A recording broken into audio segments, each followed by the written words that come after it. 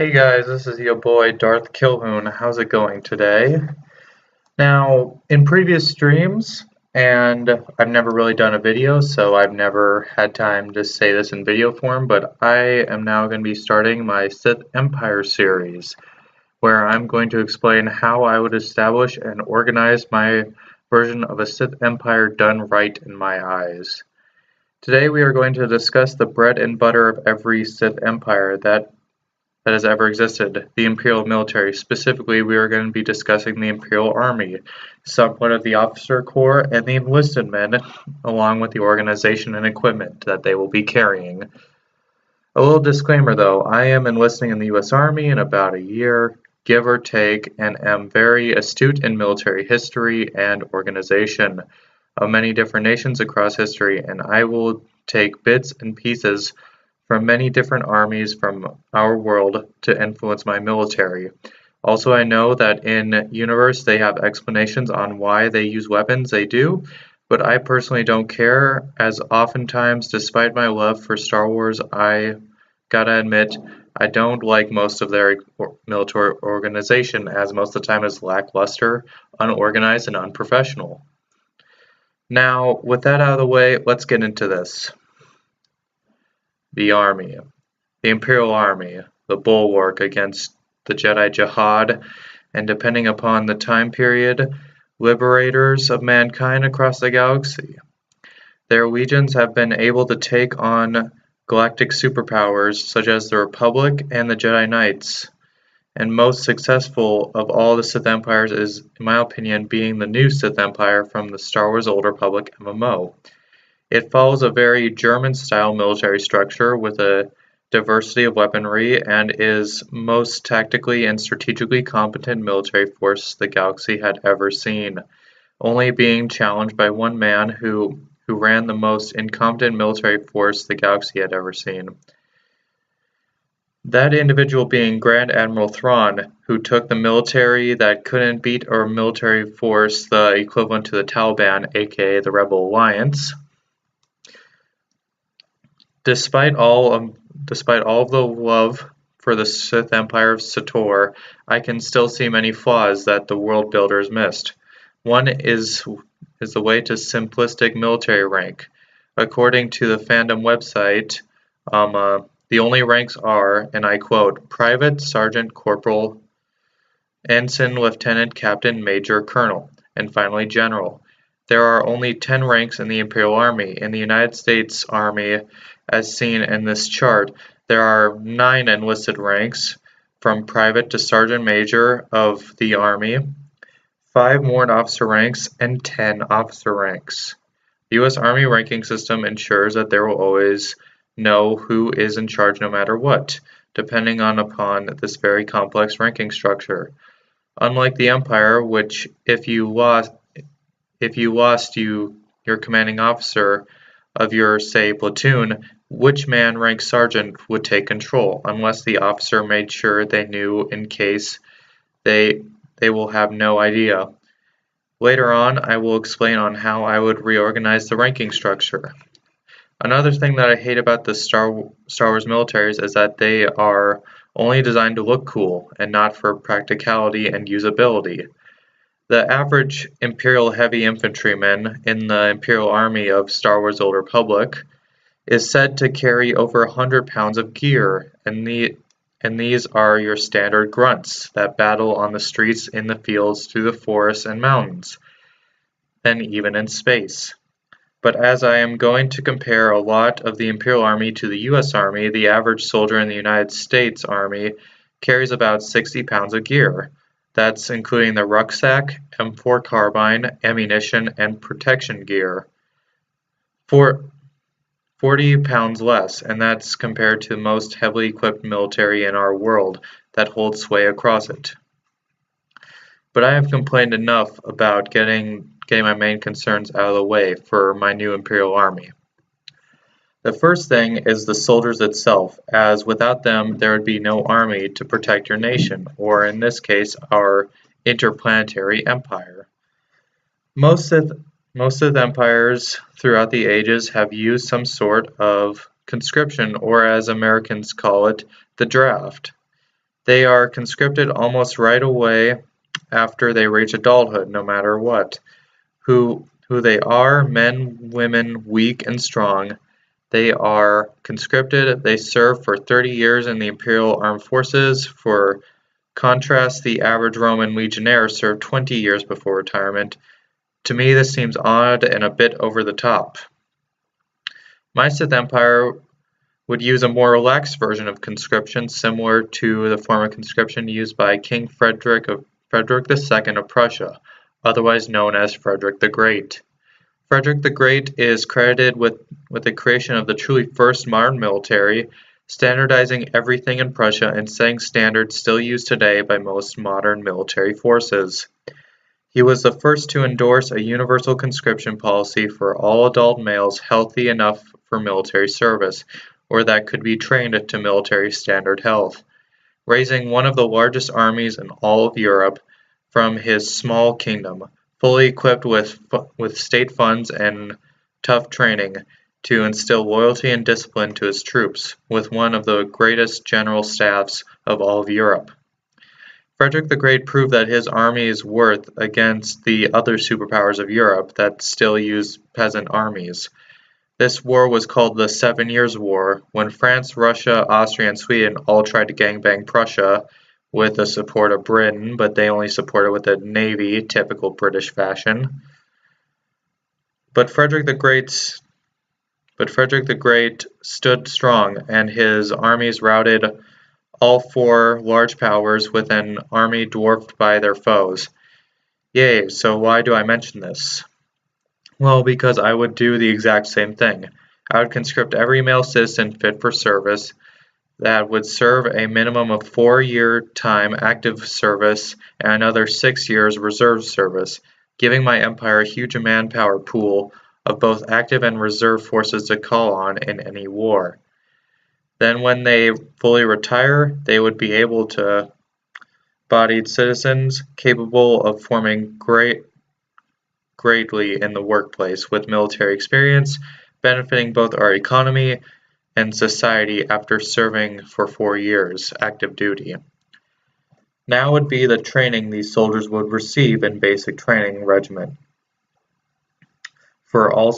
It would consist of a basic training regiment for all soldiers without variation that would train all our soldiers to basic infantry first, like the U.S. Marine Corps, where they all are riflemen first above whatever job they are given. After their basic training regiment, they would go to their advanced training for whatever job they either volunteered for or were assigned. Most of the time in Star Wars, at least in the movies, all you see are the frontline combatants, the grunts.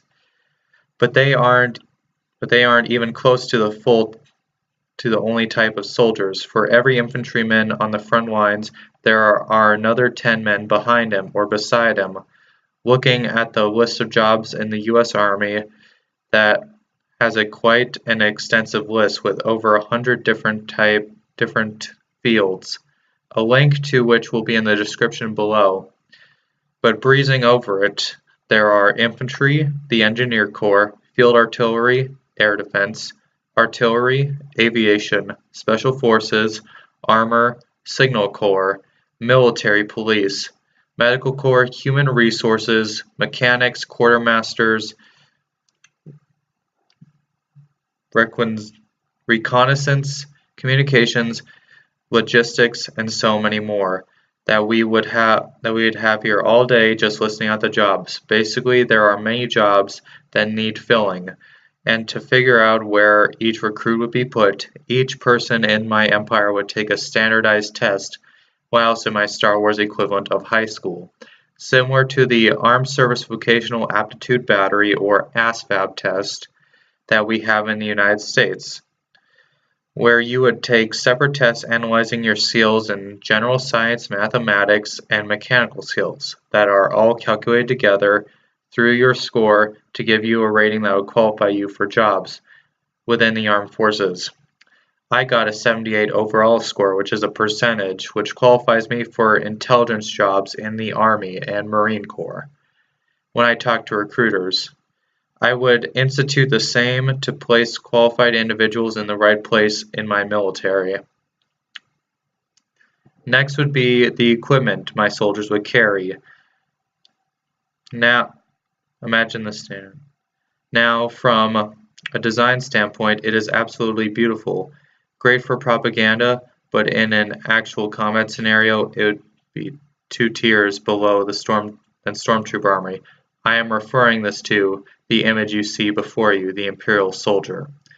Because at least at night, you would be unseen. That's the only advantage I can see out of this armor, otherwise it looks bulky and completely unusable in most scenarios. Everywhere else, you stick out like a sore thumb, which is why I would change the design to something similar to the soldiers of today with Star Wars level of technology. The helmet would be slimmed down, body armor would be cover only in vital organs and areas needing protection to increase mobility and reduce weight. I would also change the design of the standard issue rifle from the simplistic design like this, the Imperial Soldier's rifle, where it's very long. The design is good in terms of field use, probably giving good range and accuracy, and since it's a blaster, I would guess from my reading of Star Wars novels, blaster bolts can travel far distances without losing speed and power. But imagine clearing a room with the long-barreled monstrosity. That's why I would design a blaster rifle around the design of the M4 carbine. Compact and useful would be my doctrine. But this gear isn't the only equipment necessary to win a war in our world, and especially in a futuristic war zone. They need vehicles and weapons platforms. For millennia, humans have used vehicles to for easier transportation and advantages on the battlefield. From the Egyptian chariot to the American Humvee, we have improved our ability to kill each other by using vehicles and getting to the next battlefield quicker than your enemy to catch them off guard. In Star Wars, I have always noticed the lack of proper military vehicles for every conflict in the Star Wars universe. Like the AT-AT, it's a literal walking base that can be toppled over by simple towing cables. The TIE Fighter is a literal flying target. The Death Star, someone saying, "Come shoot me" in the exhaust port. It's all designed to look cool without practicality, which is why I would start by having absolutely no walkers. They might be able to take on a mine easily, but in terms of usability in combat, I don't see it. For me, I would go from using a walker to an actual tank. My tank of preference would probably be something similar to the Leopard 2 main battle tank used by the German Bundeswehr. Fast, reliable maneuverability, and with a deep gut puncher of a main gun that can shred through armor and punch holes in the enemy fortifications while being good for most terrain and can operate well in combined arms warfare. For an infantry support vehicle, I would employ something similar to the Bradley fighting vehicle for close infantry support and urban assaults requiring mobile gun platforms. My infantry wouldn't be footmen. I would incorporate a completely mechanized force, so to as not get bogged down in trench warfare for any reason. My vehicles would be similar to the Humvee, for lightning-fast assaults through enemy lines, also because they are heavily customizable for different situations and combat zones. Lastly, an armored personnel carrier for transportation of whole squads along the battlefield support. I would go with something similar to the M113 employed by the U.S. Army and Marine Corps.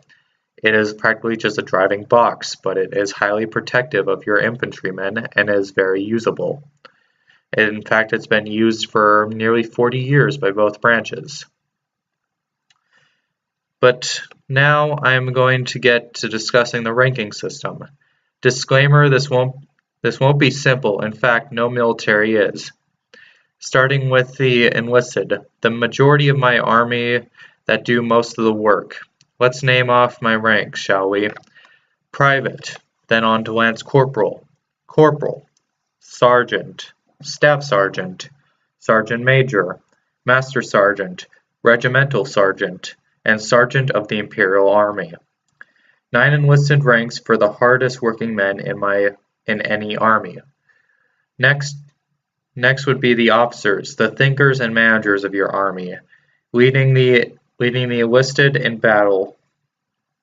Getting ready for the next list. Second lieutenant, first lieutenant, captain, major, lieutenant colonel, colonel, major general, lieutenant general, general, colonel general, and field marshal. This ranking structure being based upon the German army of the Second World War, otherwise known as the Wehrmacht, as I view it as a very efficient and usable military force that took over most of Europe very successfully. That's why I use them oftentimes as my model and my standard. An army is also nothing but men in uniform standing around unless they are organized into units, places they belong to. The most basic unit in my army would be a squad, a group of 5 to 10 men led by a sergeant. Very simple, straightforward. Next to the platoon is made of 3 squads, 12 to 30 men, led by a lieutenant. These units are the backbone of my army, as nothing happens on a large scale. It takes a small unit to do all the work and keep order on the battlefield. Next, the company is 3 platoons under 1 captain, which is roughly 50 to 10 men. On to the tactically sized units, a battalion, led by a major or lieutenant colonel. It is roughly 300 to 800 men. This varies depending on the type of unit. Next would be the regiment, a tactical unit of 1,000 to 4,000 men led by a lieutenant colonel to colonel. Finally, we get to the strategic level, the division, 25,000 men that can be specialized for armor, infantry, support, mountain, and airborne. All have a role and all swing the punches and are the base of most armies. They are led by major generals for the most part, but occasionally can be led by a lieutenant general or even a colonel in certain scenarios. The corps is 3 divisions coordinated together to work in driving through the enemy lines with over 70,000 men led by a lieutenant general. The highest organization of the units is a field army, 3 corps led by a general. Then the field marshal can be put in charge of many armies called a front. This organization allows the top-down command structure that allows units to work together for a common objective and is useful overall in all environments and climates in any world. Finally, my doctrine for my soldiers. It is quite simple. I prefer mobility, and one of the most successful armies in the world that had ever seen believed the same. This army went by the name of the Wehrmacht, or the German army of the Second World War. They pioneered motorized warfare with their massive panzer columns followed up by mechanized and motorized infantry to punch a hole in enemy lines, then rush them in with troops to exploit it, with infantry reinforcing the breaches so the enemy couldn't cut them off, breaching off their own front lines. This form of warfare is referred to the Blitzkrieg, or literal translation, lightning war. I would also incorporate airborne units for landing behind enemy lines, similar to the Halo ODSTs, to cause general chaos towards our enemies. Not to mention never-ending air support from naval and army air wings, and endless artillery bombardments and support. Overall, I would style my army after both the German armies of the past, with the look of the United States Army, meant to fight in a galaxy far, far away. That isn't the only branch of the armed forces in Star Wars, though. Because if you don't have a navy, your army is quite literally worthless, being isolated to only a single planet. But that is a video for another day. Thank you all for watching. Please hit the like button, subscribe, and hit that bell icon to keep up to date with your favorite Sith Lord, Darth Kilhoun. Have a great day, guys, and goodbye.